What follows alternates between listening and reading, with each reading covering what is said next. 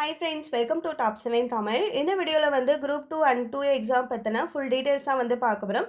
Group 2 examக்கு வந்து நீங்க prepare பண்ண ஸ்டார்ட் பண்ண போறீங்க அப்படினா first அந்த exam பத்தின full details வந்து அனலைஸ் பண்ணுங்க. அனலைஸ் பண்ணிட்டு அதுக்கு அப்புறம் வந்து படிக்க ஸ்டார்ட் பண்ணுங்க. சரிங்களா? Group 2 எக்ஸாமுக்குரிய குவாலிஃபிகேஷன் என்ன அப்படின்னு பார்த்தீங்கன்னா டிகிரி. நீங்கள் டிகிரி வந்து கம்ப்ளீட் பண்ணியிருந்தீங்க அப்படின்னா Group 2 எக்ஸாம் வந்து எழுதலாம்.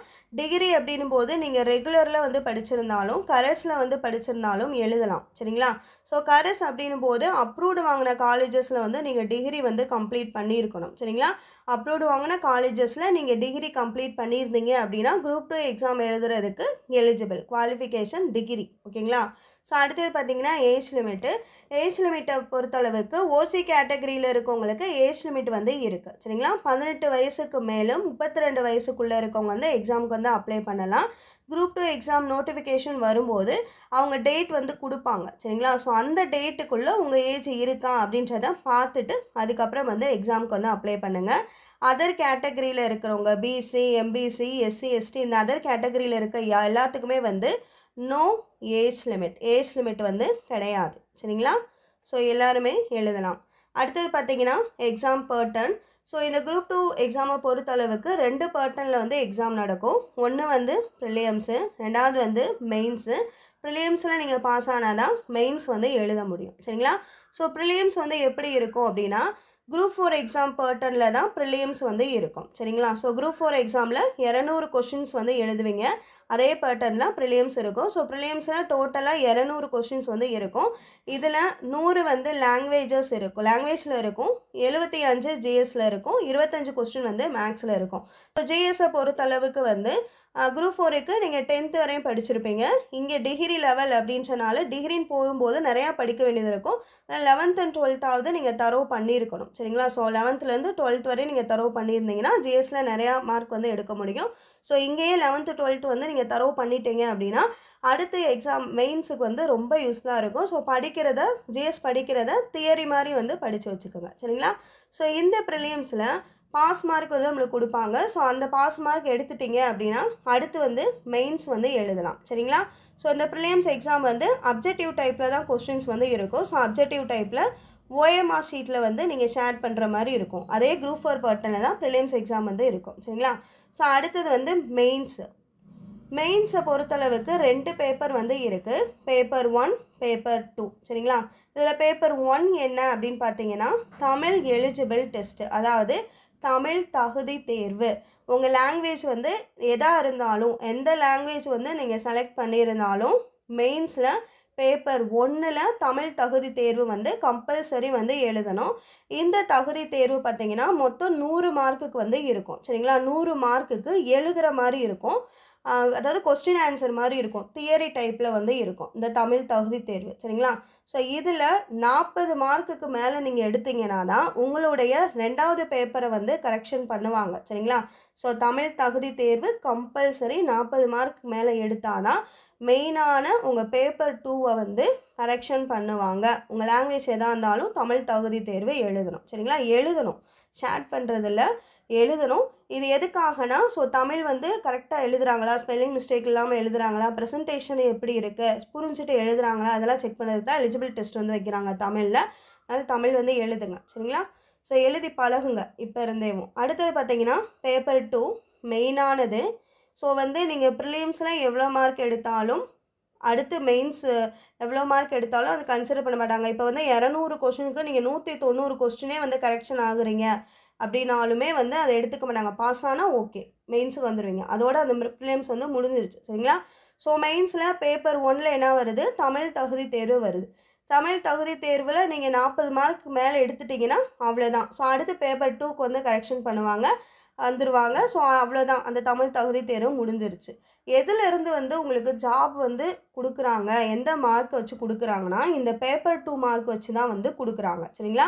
அப்போ இருக்கிறதுலே Group 2 2Aலே மெயினானது வந்து இந்த பேப்பர் 2 தான். இந்த பேப்பர் 2 எழுதுறதுக்காக தான் முன்னாடி இருக்க 2 எக்ஸாம் வந்து எழுதியிருக்கீங்க. சரிங்களா? ஸோ அதை புரிஞ்சுட்டு மற்றது எந்த அளவுக்கு படிக்கணுமோ படிச்சுட்டு பேப்பர் 2க்கு வந்து அதிக இம்பார்ட்டன்ட் வந்து கொடுங்க. சரிங்களா? பேப்பர் 2ல் பார்த்தீங்கன்னா Group 2 எக்ஸாம், 2 எக்ஸாம் 2 எக்ஸாமுக்குமே தனித்தனியாக இருக்குது.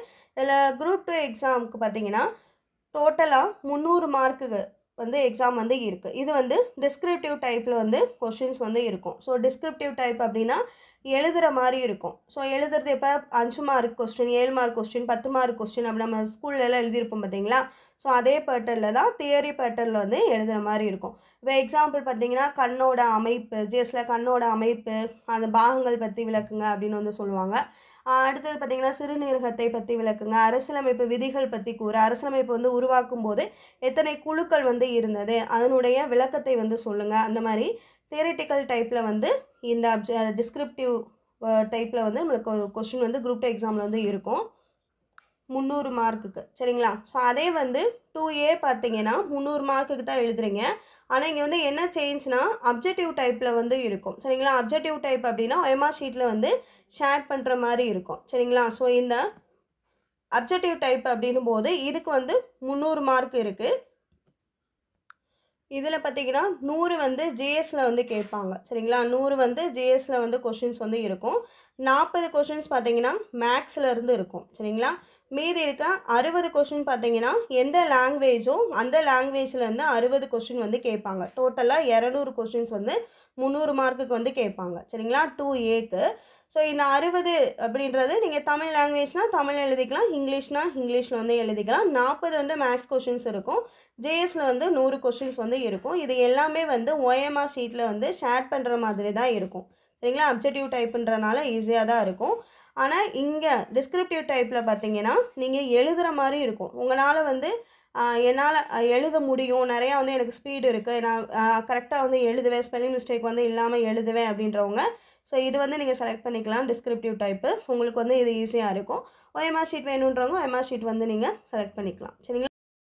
அதே மாதிரி இந்த எக்ஸாமை பொறுத்தளவுக்கு இன்டர்வியூ வந்து கிடையாது. சரிங்களா? ஸோ ப்ரீவியஸாக நடந்த குரூப் 2 எக்ஸாம்லாம் பார்த்தீங்கன்னா இன்டர்வியூ வந்து வச்சுருப்பாங்க. ஸோ இன்டர்வியூக்குன்னு தனியாக மார்க் வந்து செப்பரேட் பண்ணியிருப்பாங்க. ஸோ இந்த எக்ஸாமை பொறுத்தளவுக்கு இன்டர்வியூ வந்து கிடையாது. இது ஒரு நம்ம ப்ளஸ்ஸாகவே வந்து எடுத்துக்கலாம். பேப்பர் 2ல் வந்து நீங்கள் எந்த மார்க் வந்து எடுக்கிறீங்களோ ஸோ அந்த மார்க்கை பொறுத்து உங்களுக்கு ஜாப் வந்து கொடுத்துருவாங்க. இன்டர்வியூ வந்து கிடையாது. சரிங்களா? நீங்கள் ஃபோக்கஸ் பண்ண வேண்டியது பேப்பர் 2க்கு தான். ஸோ பேப்பர் 2வை பொறுத்தளவுக்கு பார்த்தீங்கன்னா 11th and 12th வந்து அதிகமான வந்து கொஷின்ஸ் வந்து கேட்குறாங்க. ஸோ தியரிட்டிக்கல் டைப் அப்படின்னும் போது நீங்கள் படிக்கிறத வந்து ஒரு தியரி மாதிரி கதை மாதிரி நீங்கள் படித்து வச்சுக்கிட்டீங்க அப்படின்னா கண்டிப்பாக வந்து நீங்கள் பேப்பர் 2 வந்து கிளியர் பண்ணிடலாம். அதே மாதிரி பார்த்தீங்கன்னா கரண்ட் அஃபேர்ஸ் வந்து ரொம்ப வந்து ஃபோக்கஸ் பண்ணி படிக்கணும். ஸோ கரண்ட் அஃபேர்ஸ் அப்படின்ற போது பாயிண்ட்டாக வந்து தெரிஞ்சுக்கிறாம ஸோ அதனுடைய ஃபுல் டீட்டெயில் என்ன அதனுடைய முழு விளக்கமே வந்து தெரிஞ்சு வச்சுக்கிட்டீங்க அப்படின்னா உங்களுக்கு அங்கே கொஷின்ஸ் கேட்கும்போது உங்களால் பாயிண்ட்ஸ் வந்து ஹைலைட் பண்ணி வந்து கொடுக்க முடியும். சரிங்களா? ஸோ அதனால் கரண்ட் அஃபேர்ஸ் வந்து அதிகமாக ஃபோக்கஸ் பண்ணுங்கள். அதே மாதிரி பார்த்தீங்கன்னா நீங்கள் எழுதுறது வந்து எழுதி பாருங்கள். சில பேர்த்துக்கு வந்து ஸ்பீடு வராது. அதனால் நான் இந்த எழுதணும் அப்படின்னு நினைக்கிறவங்க வந்து ஃப்ரீயாக இருக்க டயத்தில் வந்து நீங்கள் படிக்கிறத ஸ்பீடுக்காக வந்து எழுதி வந்து ப்ராக்டிஸ் பண்ணி வச்சுக்கோங்க. சரிங்களா? ஸோ கண்டிப்பாக வந்து எல்லாருனாலையுமே வந்து சாதிக்க முடியும். ஸோ கண்டிப்பாக படிக்கிறது வந்து தெளிவாக படிங்க, டைம் வேஸ்ட் பண்ணாதீங்க. குரூப் 4க்கு வந்து ஆல்ரெடி படிச்சிருப்பீங்க, பாதிக்கு பாதி முடிச்சிருப்பீங்க. ஸோ அதோட குரூப் 2 வரும்போது அதனுடைய கண்டினியூவாக வரனால ஸோ படிக்கிறதுக்கு ஈஸியாக இருக்கும். So 11th, 12th, 9th, 10th இந்த 4 ஸ்டாண்டர்ட் வந்து ரொம்ப தரவு பண்ணி படிங்க. சரிங்களா? ரொம்ப தரவாக படிங்க. அதுலேருந்து எந்த கொஷின்ஸ் கேட்டாலுமே வந்து ஆன்சர் பண்ணுற மாதிரி தரவு பண்ணிவிட்டு அதுக்கப்புறம் வந்து பிலோ ஸ்டாண்டர்ட் வந்து ரெஃபர் பண்ணுங்கள். சரிங்களா? இந்த வீடியோ வாட்ச் பண்ணதுக்கு தேங்க்யூ.